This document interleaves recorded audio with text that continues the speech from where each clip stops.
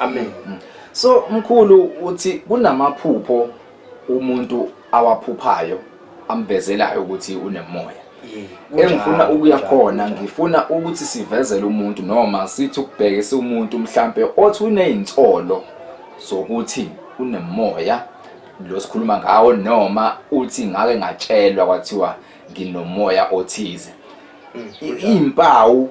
zomuntu asithi usekhulile lento izibekile isikhathi eside engayinaki noma kungekho umuntu oseduze ozomkhombisa noma ozomtshela ukuthi unomoya othize. Bese ngimdala ngimngaka njengokuphupha nani imaphi amaphupho efanele ngibone ngawo noma kumele ngisole cause angithi fanele siqale sisole mase siyobheka ukuze sikwazi ukuthola ukuthi ngempela sinomoya othize. Imaphi amaphupho noma iziphi izinto engathi mengizenza noma mekwenzeka kumina ngisole ukuthi cha nginomoya. Okay, ake siqale nje la kuyinkomba ekuyizona izikhombayo ukuthi manje wena unomoya. Uyabona nje umuntu ophethwe umndawo oqala nje isikhathi esiningi isisakhe sigcwala umoya uyaqunjela umuntu ongathi angasuza sonke isikhathi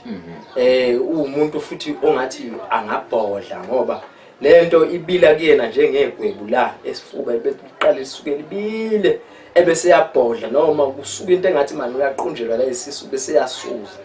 bese kuba ukuthi futhi umuntu womndawo unolaka kakhulu isikhathi esiningi unolaka ngalendlela exaka ukwenza ubona ukuthi yazi lo muntu akathanda ukuhlala nabantu yena nje uthanda ukuhlala yedwa lo muntu ngathi umuntu osirious isikhathi esiningi abantu bamndawo banjalo ebese kuba ukuthi ke amaphupho owaphuphayo Mr King ukunaleli bhayibheli ekuthiwa injeti leli bhayibheli lithande njani konke Nkosi yami anganoma uyalazi Mr King naleli liubende nokumhlophe yes lona ke ibhayi lomndawo lelo bhayi uyawuliphuphe noma kwesinye isikhathi uphuphe ngazathi usemfuleni uyabona angazathi wena usongwa inyoka noma manje lenyoka iyakhuluma nawe noma kodwa isikhathi esiningi amaphupho akho aba nomfula phakathi lamaphupho akho futhi aba nenyoka phakathi hayi inyoka lezi inyoka ezincane inyoka le inkulu impela yes yamanzi ngoba phela ubuye sikhumbule ukuthi abantu baphansi le manzini kodwa ke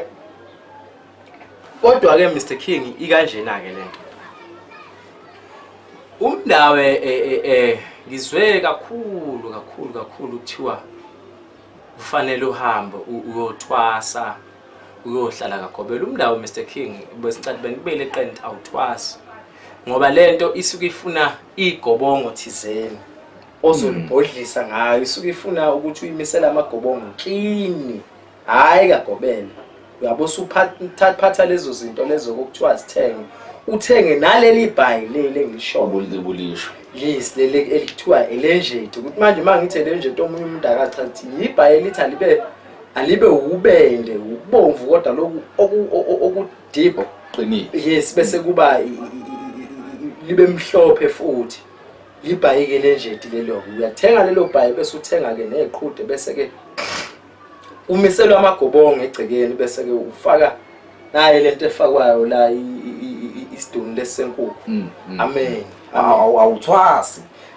awuthwasi ngoba phela mawusuthwasa usukwenza ngokurong lokho lana ngithi phela abantu basemanzini laba makuthiwa uyalokhuza uzothwasa kanjani uyabona kunaloko nje udla amagobongo amen. Baningi mkhulu abantu lapha ngaphandle noma ke umbukeli ababukeli ababukayo lo mbukiso njengamanje abathi nabo into ekanje bake bazizwa mhlambe kuthiwa cha wena fanele uyothwasa kanje umuntu othi yena ke ngile ukuyothwasa noma ngaya kuGobela ngahlaliswa ngenziwe izinto zaphambana inkomishi ngabuya ngazohlala ekhaya ngihlele ekhaya namabhaya amalenga kwenzeki lutho angenzi lutho mekuthiwa lo muntu unalomoya womndawo yini afanele yenzeke njengamanje esihambe zonke into esihambile kwahluleka kwacaca ukuthi iyabheda kusho ukuthi bekugeja noma bengingekhona ngoba menzi sakhona nje bakuthiwa akiwa entwasweni mawunalo moya. Yiphi ke into afanele iqaleke manje yenze sibuyele ekutheni wenza yona igobongo? Angithi phela kulapho nje Mr King qalwa nje phansi angithi umuntu uza udokotela njengamanje ethi unalenkinga uzomqalisa lapha ya. Angithi Mr King phela ufuna sibe sikhumbula ukuthi abantu abathwasayo kahle kahle isangoma.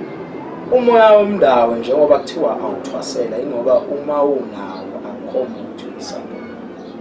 Kodwa lokho umoya kahle kahle ophatha kakhulu.